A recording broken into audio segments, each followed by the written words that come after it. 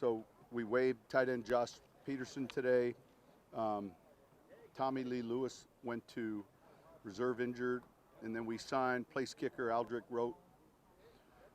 Roses and safety Jeff Heath. So we added 2 in place of the 2 we lost.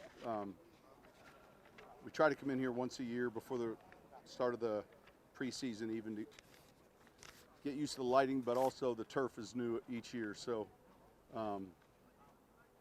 it's a little spongy, I would say, tonight. So we just got to, there's a mix of sand and pellets. Any questions? How do you feel like the 2 minutes been progressing now that you guys went through it? It's good. There's so many things that come up situationally. It's great. It's great to have a full crew here, relative to, getting the ball to the officials without it being on the ground, the various penalties that can come up.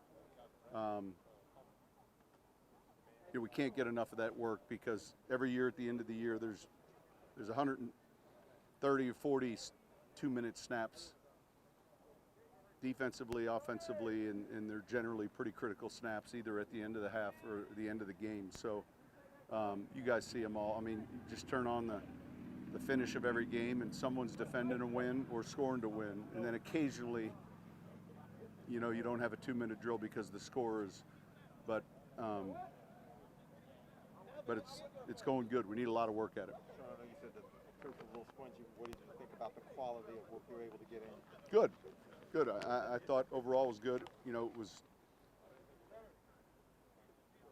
kind of a 2-hour, 20-minute, 2-hour, 15-minute practice, but good. Can you notice differences in the dome? Your thoughts of what they've Yeah, done? the first difference is that end zone, tunnel's gone. New seating, and the opponents obviously anymore won't walk across the field to the locker room. That's the first thing that I see.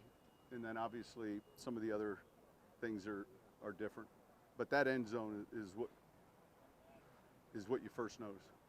Sean, are you looking for anything, like, is there one thing that you are really zeroing in on when you're looking at the 2 minute, like one thing you really want to see from those guys? Well, look, no, there's not one thing because there's so many things.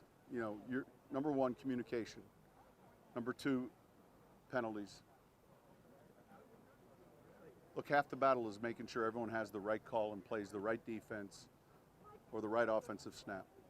So communication, efficient communication, and there's a ton of things that get you beat in that drill, either side of the ball, and constantly addressing those things. Get on to the next play. It's happening. Let's go get on to the next play. But there's a lot of situations that come up end to half. Where you're trying to get a field goal, no timeouts. That opens up a litany of situations. How do you stop the ball? There's certain plays you're going to defend just the sideline because the time tells you they have to throw it. So there's about 14 different situations to begin with that you have to cover. And so the only way to do it is to practice it. Is Juwan Johnson the kind of guy that you're maybe just increasingly discovering things you can do with him right now? Yeah, look, we certainly have a vision for his strengths and then the things he needs to get better at, and so I think he works his tail off. He's very serious. He's smart, and I think he's handling the volume well. Sean, what can these quarterbacks still show you? No, there's a lot. I know we're evaluating it all, and we have another opportunity to play Monday night, and moving the team, decisions, protecting the football, all the things that go into winning at that position. You called it close before. Would you still describe it as close? Yeah, we're not gonna have weekly or daily updates. You guys have to do that, but these guys are both working hard, and the other guys are doing a good job as well. Young guys is improving, and I'm encouraged with the room by and large. You suggested last week that you're going to reverse the order this week? Yeah. That's exactly what we're doing. You just used the word volume with Juwan Johnson. Is that by design? He definitely does seem to have a high Well, when you're a tight end, you've got the passing game, you've got the running game, you've got, you know, it's a little different than when you're just a receiver. So he's handling that pretty well. Will the usage plan be the same as last week for the 3 phases, 18 to 22? Yeah, we'll see how we're going to discuss that here probably tomorrow, and we'll decide how we want to play this game relative to. There'll be some other guys that didn't play last week that I plan on seeing in this game. Is this like what the third preseason Nope. game used to be? It's not. Okay. No, the third one will be the third one. But I'm saying, so remember how the starters tended to play a lot in the first half of the third game? Yeah. How do you? No, I want to get, you know, there's a handful of guys that didn't play last week that'll play in this game, and so we got to be mindful of those snaps, and then we'll establish the phases here.